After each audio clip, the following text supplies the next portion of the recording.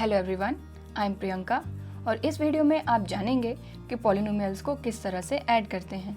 Polynomials को add करने की दो मेथड होती है, बेसिक एंड डायरेक्ट। इस वीडियो में हम बेसिक मेथड के बारे में बात करेंगे और नेक्स्ट वीडियो में हम जानेंगे कि डायरेक्ट मेथड से पॉलिनोमियल को किस तरह से ऐड करते हैं।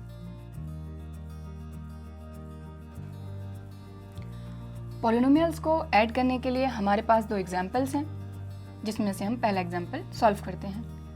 हमेशा पॉलिनोमियल्स को ऐड करने के पहले सबसे पहले हमको ये ध्यान रखना होता है कि हमारे जो पॉलिनोमियल हैं वो x की डिसेंडिंग पावर्स में अरेंज है या नहीं।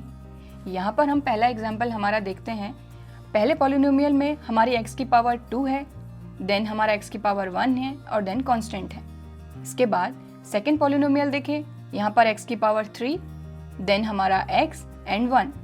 इस पॉलिनोमियल में x की पावर 2 नहीं है और हमारे फर्स्ट वाले पॉलिनोमियल में x की पावर 3 नहीं है। इसीलिए सबसे पहले ऐड करने के पहले हम अपने पहले पॉलिनोमियल को यहाँ पर लिखते हैं। हमारा पहला पॉलिनोमियल है 2x² - x + 1। अब हम सेकेंड पॉलिनोमियल को फर्स्ट पॉलिनोमियल के नीचे लिखेंगे। इसके नीचे लिखने के लिए सबसे पहले ज़रूरी ये है कि कांस्टेंट के नीचे कांस्टेंट आना चाहिए, x वाले टर्म के नीचे x वाला टर्म, स्क्वायर वाले टर्म के नीचे स्क्वायर वाला टर्म एंड क्यूब वाले टर्म के नीचे क्यूब वाला टर्म। तो सेकंड पॉलिनोमियल लिखने के लिए सबसे पहले हम देखते हैं हमारा कांस्टेंट +1 है, हमने +1 लिखा। देन हमारा x, जो x है हमारा वो नेगेटिव है एंड देन हमारा x² वाला टर्म आना चाहिए, बट जो हमारा सेकंड पॉलिनोमियल है उसमें x² वाला टर्म नहीं है। इसीलिए x² वाले टर्म को बनाने के लिए हम लिखेंगे, अगर x² से हम 0 का मल्टीप्लिकेशन करते हैं तो उसका आंसर 0 ही आएगा। इसीलिए इस टर्म को हम सिर्फ इसीलिए लिखते हैं जिससे कि स्क्वायर वाले टर्म के नीचे स्क्वायर वाला टर्म आ सके। देन हम आगे बढ़ते हैं। जो सेकंड पॉलिनोमियल है हमारा, उसमें हमारा एक और टर्म है x की पावर 3।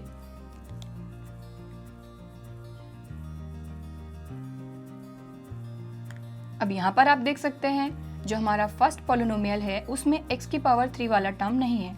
जिस तरह से हमने ये टर्म बनाया उसी तरह से हम फर्स्ट वाले पॉलिनोमियल में x की पावर 3 वाला टर्म बनाते हैं।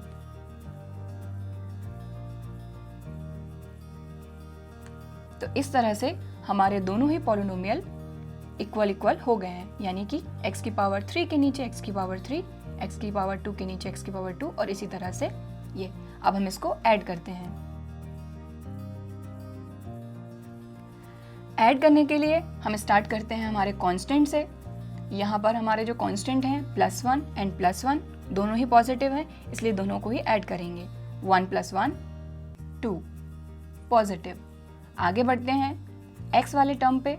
x वाला टर्म देखे दोनों ही नेगेटिव हैं, इसलिए दोनों को ऐड करेंगे, यानी कि x + x 2x एंड उस पे साइन आएगा नेगेटिव, क्योंकि दोनों ही जो टर्म है हमारे वो दोनों ही नेगेटिव हैं। देन x² वाले टर्म पे आते हैं। x² वाला टर्म, ये वाला टर्म जो है नीचे वाला वो 0 है, इसलिए ऊपर वाले टर्म को हम एज इट इज लिख देंगे। एंड देन लास्ट x³ वाले टर्म में भी स्टार्टिंग वाला टर्म देखे तो वो 0 है, क्योंकि 0 से उसका मल्टीप्लाई किया है हमने। देन हमारे पास बचता है ये वाला टर्म x³, इसको भी हम एज इट इज लिख देते हैं। तो इस तरह से हम दो पॉलिनोमियल को ऐड कर सकते हैं। इसी तरह से हम इसका दूसरा एग्जाम्पल देखते हैं। दूसरे एग्जाम्पल को देखने के लिए भी सबसे पहले हम ये देखेंगे कि जो हमारी पावर्स हैं x की वो उसके डिसेंडिंग ऑर्डर में है या नहीं।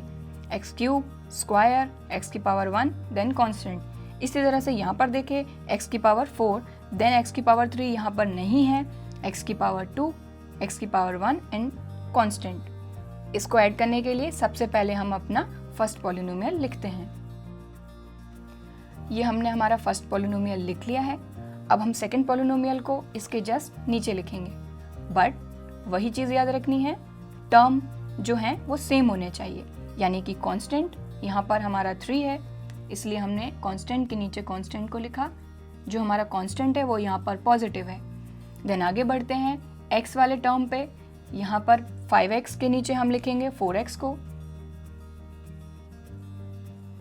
देन आगे बढ़ते हैं एक्स स्क्वायर। यहाँ पर जो एक्स स्क्वायर वाला टर्म है वो है 3x स्क्वायर नेगेटिव, यहाँ पर भी जो हमारा टर्म है वो है नेगेटिव 3x स्क्वायर। देन आगे बढ़ते हैं एक्स क्यूब वाले टर्म पे, बट यहाँ पर हमारा एक्स क्यूब वाला टर्म नहीं है, इसीलिए हम इसको बनाने के लिए लिखेंगे। अब हम आगे बढ़ते हैं एक्स की पावर 4।